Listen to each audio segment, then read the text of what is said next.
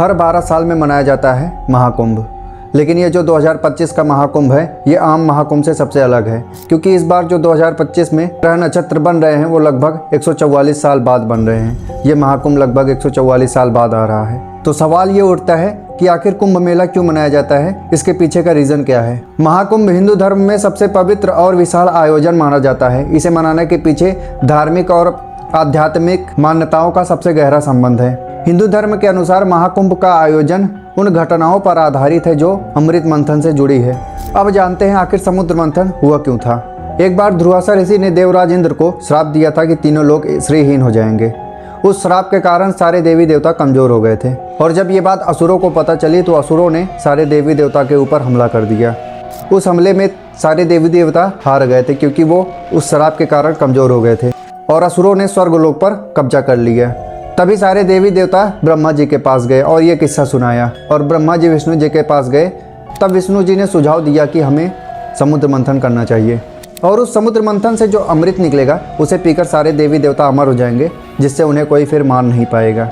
लेकिन समुद्र मंथन का काम सिर्फ देवता नहीं कर सकते थे, फिर असुरों को भी उन्हें साथ लेना पड़ा। असुर भी मान जाते हैं ये सोचकर कि उन्हें भी अमृत मिलेगा, और फिर शुरू हुआ समुद्र मंथन का काम। समुद्र मंथन के दौरान कई सारी चीज़ें निकली, जिनमें से एक था वो अमृत। उस अमृत कलश को लेकर देवताओं और असुरों में युद्ध होने लगा, और उस युद्ध के दौरान 4 बूंदें धरती पर आकर गिरी थी, और वो 4 बूंदें गिरी थी इन 4 जगहों पर। पहला है प्रयागराज, जो गंगा यमुना सरस्वती का संगम है। दूसरा हरिद्वार, जहाँ गंगा नदी है।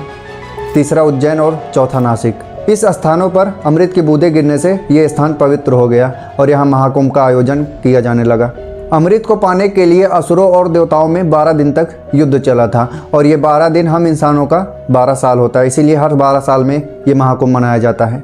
इस महाकुंभ में स्नान करने से पापों से मुक्ति मिलती है, और कुंभ के दौरान इस पवित्र नदी में स्नान करने से व्यक्ति की आत्मा शुद्ध होती है, और पुनर्जन्म के चक्र से मुक्ति भी मिल सकती है। यह आत्मा को शुद्ध करने और ईश्वर के समीप जाने का मार्ग भी माना जाता है। इस विशेष संयोग में किया गया स्नान और दान अत्यंत शुभ और लाभदायक माना जाता है, और उसके साथ साथ महाकुंभ में हजारों साधु संत महात्मा और योगी भी शामिल होते हैं। यहाँ इनके कई पंडाल होते हैं जहाँ ये कथा और प्रवचन कहते हैं, जिससे यहाँ पर आए भक्तों को धर्म की गहराई और आध्यात्मिक को समझने का अवसर मिलता है।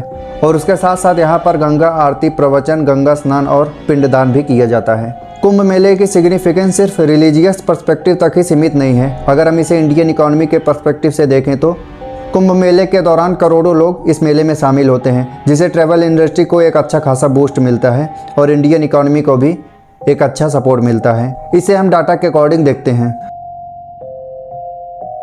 भारतीय उद्योग परिसंघ के मुताबिक साल 2013 के महाकुंभ में सरकार को 12,000 करोड़ का राजस्व प्राप्त हुआ था। साल 2019 के कुंभ में सरकार ने 3700 करोड़ रुपए खर्च किए थे, और उन्हें प्राप्त हुए थे 1.5 लाख करोड़ रुपए। महाकुंभ 2025 में ये राजस्व बढ़कर 2 लाख करोड़ से 2.5 लाख करोड़ रुपए तक पहुंच सकता है। 2019 में हुए कुंभ में लगभग 6 लाख लोगों को अलग अलग क्षेत्र में रोजगार मिला था, जो कि इस साल 1.5 गुना तक बढ़ सकता है।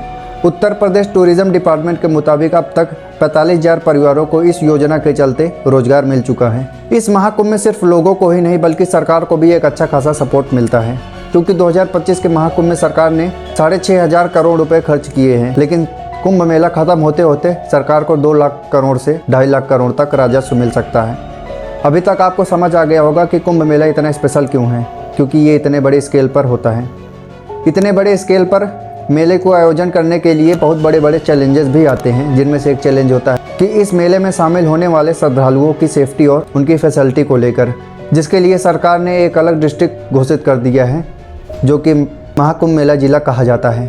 ये डिस्ट्रिक्ट टेम्परेरी बनाया गया है, जब तक ये मेला रहेगा तब तक ये डिस्ट्रिक्ट भी रहेगा। जैसे ही मेला खत्म होगा वैसे ही इस डिस्ट्रिक्ट को भी डिसॉल्व कर दिया जाएगा। ट्रैफिक और क्राउड मैनेजमेंट डाटा के मुताबिक इस साल लगभग 40 करोड़ लोग शामिल होने वाले हैं, जिसको देखते हुए सरकार ने इस मेले को 3,000 हेक्टेयर से बढ़ाकर 4,000 हेक्टेयर कर दिया है, और इस 4,000 हेक्टेयर में लगभग 1.5 लाख टेंट और 1.5 लाख टॉयलेट्स बनाए जाएंगे। ये महाकुंभ मेला अब तक का सबसे बड़ा कुंभ मेला होने वाला है। तो इस वीडियो में आपको समझ आया होगा कि कुंभ मेला क्यों मनाया जाता है और इतने बड़े स्केल पर इस मेले का आयोजन क्यों किया जाता है। इस वीडियो में बस इतना ही। आपको मिलते हैं अगले वीडियो में, तब तक के लिए धन्यवाद।